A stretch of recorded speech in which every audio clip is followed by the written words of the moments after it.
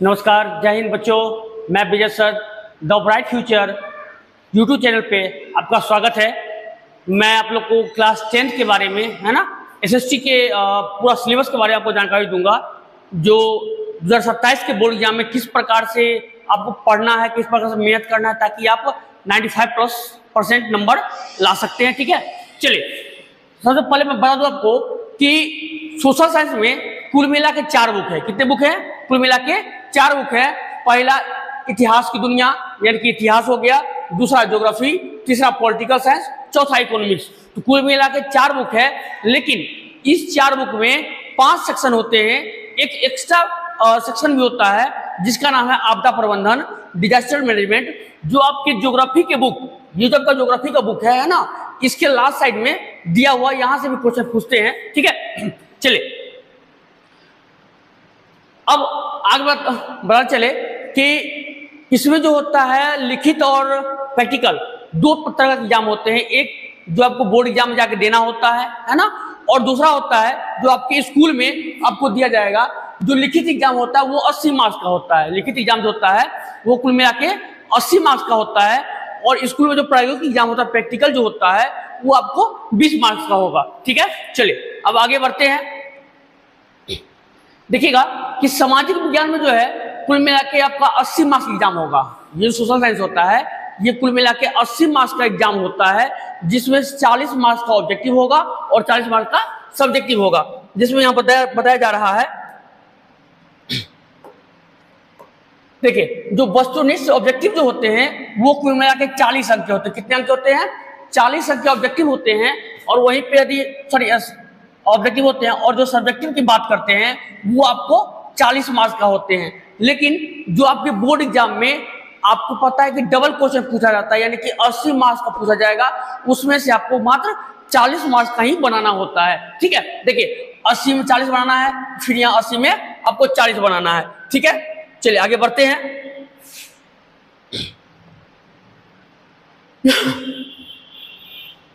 देखिए अब किस सेक्शन से, या फिर कह सकते हैं किस किताब से कितना क्वेश्चन पूछ जाते हैं। जिसमें देखिए कुल मिला के आपका इतिहास से 20 नंबर क्वेश्चन, इतिहास से 20 नंबर के क्वेश्चन पूछे जाएंगे। ठीक है, इसके बाद भूगोल से आपको 20 नंबर के, पॉलिटिकल साइंस से 17 नंबर, अर्थशास्त्र से 17 नंबर, और जो बोले थे 5वां सेक्शन है ना, आपदा प्रबंधन, यहां से कुल मिला के 6 मार्क्स। तो कुल मिला के टोटल मिला के 80 मार्क्स के आपके एग्जाम में, लिखित एग्जाम में पूछे जाएंगे। ठीक है, चलिए फिर देख लीजिए, इतिहास के 20 अंक, भूगोल के 20 अंक, पॉलिटिकल साइंस के 17 अंक, अर्थशास्त्र के 17 अंक, और आपदा प्रबंधन के 6 अंक। तो कुल मिला के 80 मार्क्स के पूछे जाते हैं। अब मैं ये जानकारी दे दूं आपको कि किस विषय में, है ना, कितना कौन कौन से चैप्टर हैं और किस चैप्टर में कितना पढ़ना है। इतिहास में कुल मिला के आपको देखते हैं कि 8 चैप्टर। इतिहास में कुल मिला के कितने चैप्टर हैं? 8 चैप्टर इतिहास में।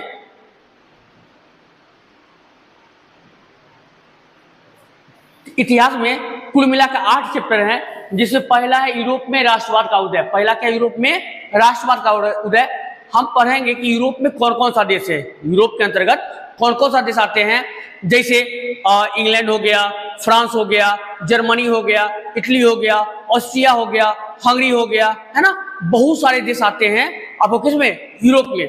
और बोल रहा है राष्ट्रवाद, अगला बोल रहा है राष्ट्रवाद, यानी राष्ट्रवाद का मतलब होता है अपने देश के प्रति लगाव या एकता की भावना को हम राष्ट्रवाद कहते हैं। तो इसमें हम पढ़ेंगे कि किस प्रकार से इटली का, जर्मनी का एकीकरण संभव हो पाया, इसमें कौन से देश अधिकार किए हुए थे, है ना, या कौन से देश इन लोग को मतलब आजाद होने के लिए नहीं दे रहे थे, इसके बारे में पढ़ना है। अगला है समाजवाद एवं साम्यवाद। समाजवाद एवं साम्यवाद, देखिएगा कि समाजवाद केवल समाज के बारे में पढ़ना है आपको, है ना, और इसमें खासकर देखिएगा कि रूसी क्रांति के बारे में जो 1917 में हुआ था, इसके बारे में आपको जानकारी प्राप्त करना है। अगला है हिंद चीन में राष्ट्रवादी आंदोलन। अब देखते हैं कि हिंद चीन एक प्रांत का नाम है, एक क्षेत्र का नाम है, जिसके अंतर्गत लाओस, कंबोडिया और वियतनाम आते हैं। अब नाम का है पड़ा हिंद चीन, है ना, क्योंकि कुछ हिस्से में जो हिंद यानी कि हिंदुस्तान यानी भारत, और कुछ हिस्से पे चीन का प्रभाव था, तो दोनों को सम्मिलित रूप करके क्या बोल दिया गया? हिंद चीन, है ना। अगला है भारत में राष्ट्रवाद। ये सबसे महत्वपूर्ण चैप्टर है। ठीक है, यहां से ऑब्जेक्टिव सब्जेक्टिव सारे आते हैं, है ना। तो देखिएगा टॉपिक है भारत में राष्ट्रवाद।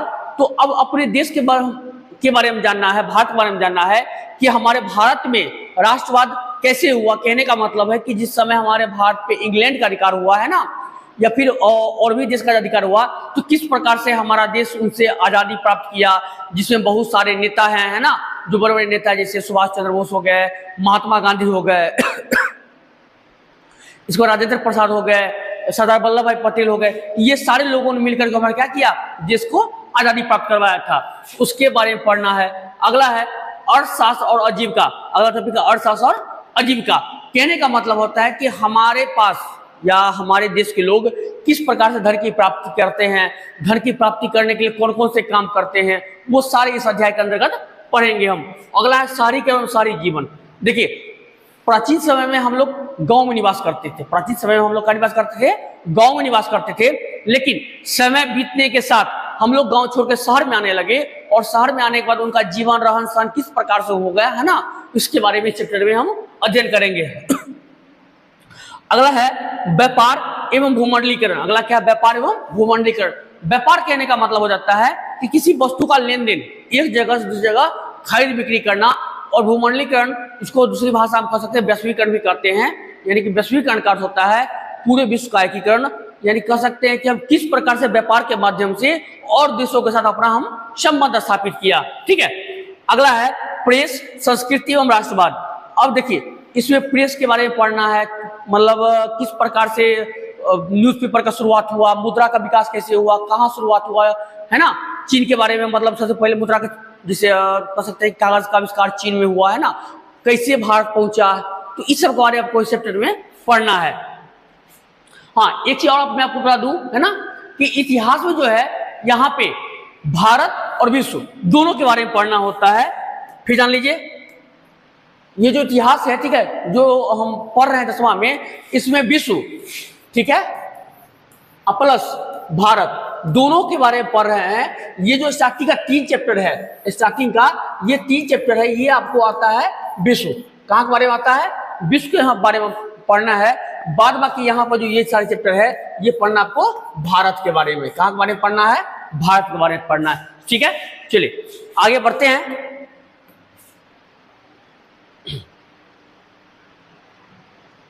अब अगला है आपका भूगोल। और जान लीजिए कि आपके बुक का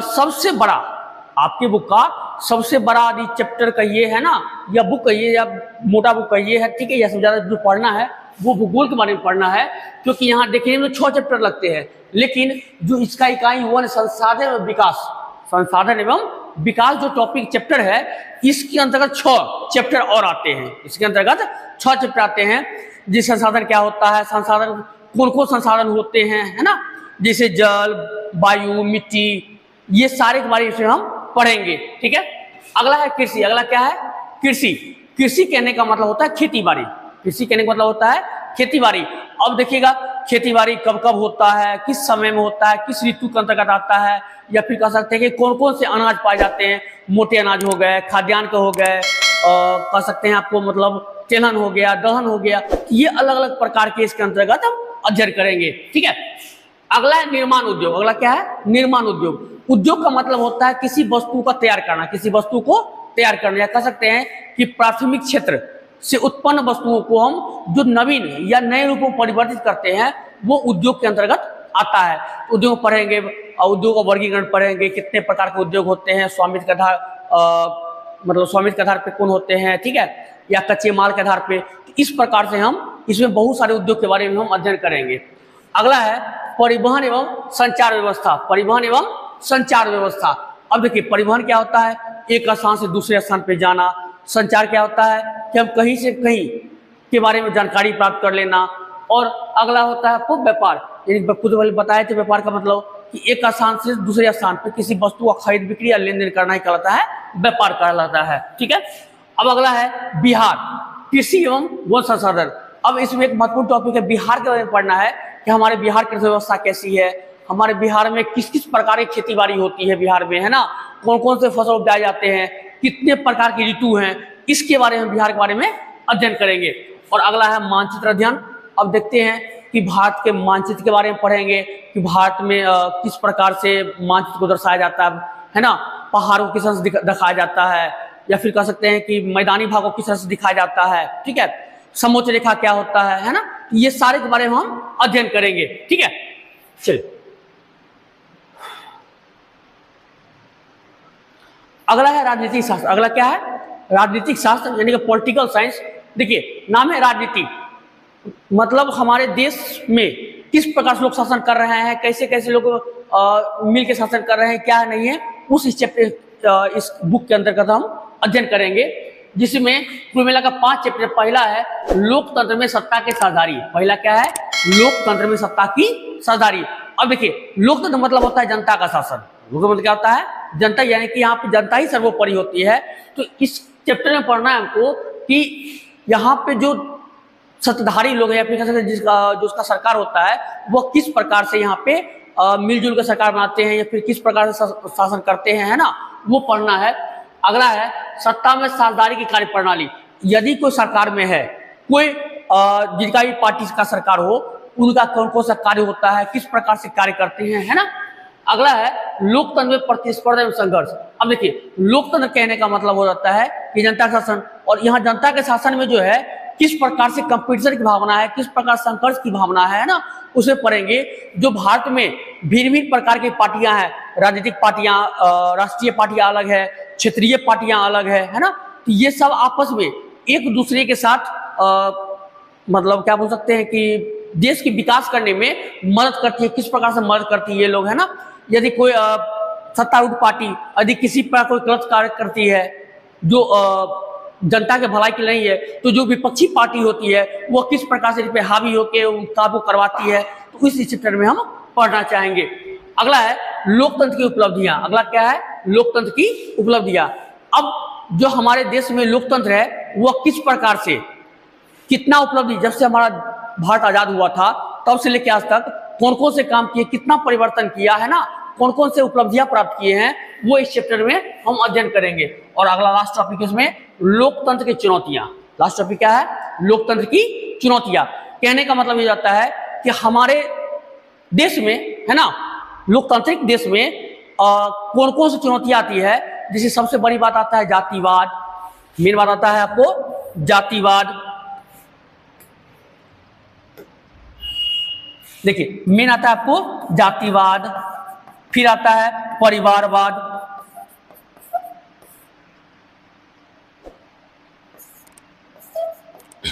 परिवारवाद।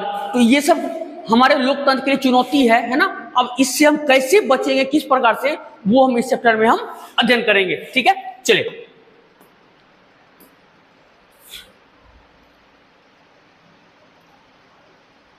और अगला है अर्थशास्त्र। अगला क्या है? अर्थशास्त्र। अर्थशास्त्र मतलब रुपया पैसा के बारे में जानकारी। अर्थशास्त्र मतलब रुपया पैसा के बारे में जानकारी प्राप्त करना होता है। टॉपिक आपका इसमें कुल मिला के 7 चैप्टर हैं। अर्थव्यवस्था एवं इसके विकास का इतिहास। अर्थव्यवस्था एवं इसके विकास का इतिहास कहने का मतलब है कि हमारे अर्थव्यवस्था का विकास कैसे हुआ। जैसे मैं आपको बता दूं कि एक कोई बड़ा पौधा होता है, वो अचानक बड़ा नहीं होता है, उसके लिए पहले बीज दिया जाता है, फिर उसमें पानी देते हैं, है ना, फिर सिंचाई करते, मतलब पानी देकर सिंचाई करते हैं, फिर उसका देखरेख करते हैं, संरक्षण करते हैं, तब जाकर वो बड़ा होता है ना। उसी प्रकार से हमारा जो अर्थव्यवस्था है, हमारा जो अर्थव्यवस्था है वो किस प्रकार से, है ना, उसका विकास हुआ है, वो इस चैप्टर में हम जानने का प्रयास करेंगे। जैसे स्टार्टिंग में वस्तु विनिमय प्रणाली था, ठीक है, फिर बाद में मौद्रिक प्रणाली आया, तो धीरे धीरे करके किस प्रकार से हमारा अर्थव्यवस्था आगे की बढ़ा, इसके बारे में पढ़ेंगे। अगला है राज्य एवं राष्ट्र की आय। अगला टॉपिक है राज्य एवं राष्ट्र की आय। कहने का मतलब है कि जो हमारा राज्य है या फिर राष्ट्र देश है, वहां के आय किस प्रकार से हम लोग आय ज्ञात करते हैं, या फिर क्या आय प्राप्त करने कौन कौन से माध्यम है, कौन कौन से साधन है ना, उस चैप्टर में हम आगे पढ़ेंगे। अगला है मुद्रा बचत एवं साख। अगला क्या है? मुद्रा बचत एवं साख। मुद्रा क्या होता है, बचत क्या होता है, साख क्या होता है, इस चैप्टर में पढ़ेंगे। जैसे मुद्रा मतलब रुपया पैसा, मुद्रा मतलब रुपया पैसा, अब इसकी परिभाषा के बारे में जानेंगे। बचत क्या होता है, यानी कि जान लीजिए जो पैसा बचाते हैं, बचत मतलब होता है जो पैसा हम क्या करते हैं, बचाते हैं, सेविंग करते हैं, वो बचत कहलाता है। साख, साख मतलब होता है विश्वास या भरोसा, साख का मतलब होता है विश्वास या भरोसा। जिस व्यक्ति पे साख जितना विश्वास जितना अधिक होता है उस व्यक्ति का साख उतना ही अच्छा होता है ना। तो इस बारे में और डिटेल से हम इस चैप्टर के अंदर पढ़ेंगे हम। अगला है हमारी वित्तीय संस्था है। अगला क्या हमारी वित्तीय संस्था है। अब देखिए हमारे देश में वित्तीय मतलब रुपया पैसा का कौन कौन संस्था है ना, जिसमें आपको अलग अलग प्रकार के बहुत सारा आता है, जिसमें सबसे ऊपर कौन सा है, आरबीआई। सबसे ऊपर कौन सा है, आरबीआई है। उसके अंतर्गत बहुत सारे इसके मतलब देख रेख संरक्षण में बहुत सारे वित्तीय संस्थाएं इसके अंदर भी, जिसे पंजाब नेशनल बैंक हो गया, एसबीआई हो गया, कुछ राष्ट्रीय हैं, कुछ मतलब निजीकरण में प्राइवेट सेक्टर का भी कुछ संस्थाएं हैं, है ना। इसके बाद इसको बैंकों का राष्ट्रीयकरण कब हुआ था, इस चैप्टर में हम क्या करेंगे, पढ़ने का प्रयास करेंगे। अगला है रोजगार एवं सेवाएं। अगला क्या है, रोजगार एवं सेवाएं। रोजगार कहने का मतलब हो जाता है कि जब कोई व्यक्ति काम धंधा करता है ना, तो उसे धन की प्राप्ति होती है, तो वो रोजगार होता है। साथ ही जब वो रोजगार प्राप्त करता है कहीं काम का जिससे किसी को लाभ होता है तो वो सेवा कहलाता है। तो इसमें रोजगार और सेवा एक दूसरे के पूरक के साथ साथ चलते हैं, है ना। कैसे साथ साथ चलते हैं इसके बारे में हम इस अध्याय में हम बात करेंगे, ठीक है। अगला है वैश्वीकरण। अगला क्या है, वैश्वीकरण। वैश्वीकरण कहने का मतलब है कि पूरे विश्व का एकीकरण करना। वैश्वीकरण का मतलब होता है पूरे विश्व का एकीकरण करना। अब वैश्वीकरण के अंतर्गत कौन कौन से अंग आते हैं, है ना। इसके अंतर्गत उदारीकरण, निजीकरण आते हैं, या कैसे लागू हुआ हमारे देश में, कब लागू हुआ, वो सारे के बारे में इसमें हम पढ़ने का प्रयास करेंगे। अगला है उपभोक्ता जागरण एवं संरक्षण। अगला है उपभोक्ता जागरण एवं संरक्षण। कहने का मतलब ये हो जाता है कि उपभोक्ता क्या है, जब कोई वस्तु का उपयोग करने वाला होता है उसको उपभोक्ता कहते हैं। अब उसका कैसे हम संरक्षण करेंगे, बचाव करेंगे, या उसको कैसे जागरूक करेंगे, बहुत सारे नारा दिया हुआ है, जैसे जागो ग्राहक जागो, है ना। इस प्रकार से बहुत सारा नारा वगैरह स्लोगन वगैरह दिया गया है। इस चैप्टर में पढ़ के हम उसके बारे में जागरूक हो गए और उसका संरक्षण करेंगे। कोई यदि हमको ठग रहा है ना, तो किस प्रकार से हम उसका बचाव करेंगे, तो इसके बारे में हम पढ़ेंगे।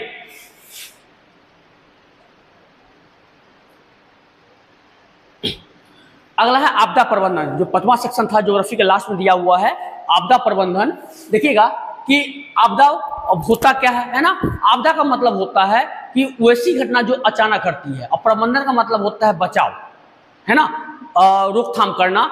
हम आपदा को खत्म तो नहीं कर सकते, लेकिन उससे होने वाले हानि को कम करने का प्रयास करते हैं, वही कहलाता है आपदा प्रबंधन। अब आपदा की बात करते हैं, 2 प्रकार का होता है, एक होता है मानवीय, दूसरा होता है प्राकृतिक। अब 9th में जो है वो मानवीय पढ़ना होता था, लेकिन 10th में क्या पढ़ना है, सिर्फ प्राकृतिक पढ़ना है हमको, है ना। तो देखिए प्राकृतिक आपदा जो प्रकृति के द्वारा होता है उसके बारे में बताना है आपको, जैसे बाढ़ हो गया, सुखाड़ हो गया, भूकंप हो गया, सुनामी हो गया, है ना। ये सब बहुत सारे और भी बहुत सारे हैं, लेकिन ये सारे मुख्य हैं। खासकर हमारे बिहार में बाढ़, सुखाड़, भूकंप ये तो आते हैं, लेकिन सुनामी हमारे बिहार में नहीं आते हैं, ठीक है। सुनामी कहाँ पे आता है, कैसे आता है, वो सारे हम इस चैप्टर में पढ़ेंगे। अगला है जीवन रक्षक आकस्मिक प्रबंधन। यदि मान लीजिए बाढ़ आ गया, सुखाड़ आ गया, भूकंप आ गया, सुनामी आ गया, तो उस समय हम किस प्रकार से काम करेंगे, है ना, कैसे अपने जीवन की रक्षा कर पाएंगे, वो इस अध्याय में हम पढ़ेंगे। अगला है आपदा काल में वैकल्पिक संचार व्यवस्था। यदि मान लीजिए कोई आपदा आ गया, कोई परेशानी आ गया, है ना, अब उस समय हम कैसे बात करेंगे। जैसे कोई टावर है, टावर गिर गया, बिजली कट गई, है ना, कोई केबल टूट गया, तो अब बताइए कैसे जानकारी प्राप्त करेंगे, इसमें हमें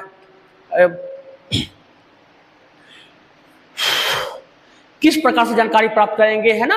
तो इस चैप्टर में हम इसके बारे में अध्ययन करेंगे। अगला है आपदा और सह-अस्तित्व, और आपदा के समय हम किस प्रकार से धैर्यता के साथ, है ना, या फिर अपने लोगों के साथ किस प्रकार से हम काम करेंगे, वो इस चैप्टर में हम क्या करेंगे, पढ़ने का प्रयास करेंगे, ठीक है।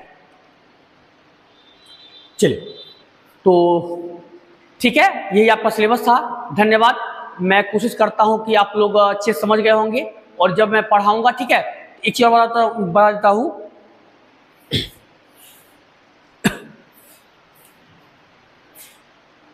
हाँ, तो ये आपका सिलेबस हो गया है ना। सिलेबस के बारे में डिस्कस कर ही लिया, लेकिन मैं आपको 2-3 बातें और बताना चाहता हूं, है ना, जो ध्यान रखिएगा।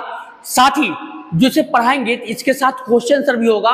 उस क्वेश्चन आंसर में आपका जितने भी ऑब्जेक्टिव होंगे, जितने सारे ऑब्जेक्टिव होंगे वो ऑब्जेक्टिव करवाए जाएंगे। साथ ही क्वेश्चन बैंक से जो क्वेश्चन बैंक होता है जो प्रत्येक साल पूछा जाता है उसमें से चैप्टर बाय चैप्टर क्वेश्चन निकाल के आपको बताया जाएगा कि ये चैप्टर कौन सा साल में पूछा गया था, है ना, और कैसे इसको बनाना है, क्या करना है, वो सारे। साथ ही और जो पढ़ाने का जो मतलब देखिए ठीक है। तो इस चैप्टर में जो एसएसटी के बारे में पढ़ाएंगे हम, ठीक है, यहाँ पर देखिएगा कि एक एक चैप्टर करके सारे विषय अच्छा रन दीजिए सीन कट हो जाएगा तो बात है।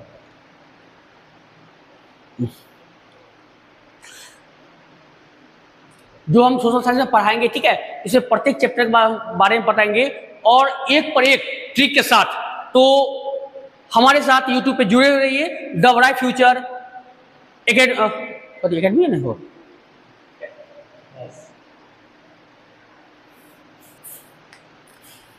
तो देखिएगा कि हम जो पढ़ाएंगे आपको इतना हम गारंटी देते हैं कि आपको एक बार हमको याद करवा देंगे, ठीक है, और एक पर एक धांसू ट्रिक के साथ आपको पढ़ाया जाएगा ताकि अब बाद में आपको याद करने में परेशानी ना होगा, है ना। तो हमारे साथ जुड़े रहिए the bright future YouTube channel पे। जो हमारे परिवार में जितने भी टीचर हैं, है ना, अनुभवी और एक पर एक टीचर हैं जो आपको अपने नए नए ट्रिक अंदाज के साथ आपको पढ़ाते रहेंगे। चलिए फिर मिलते हैं, धन्यवाद, गुड नाइट, शुभ रात्रि।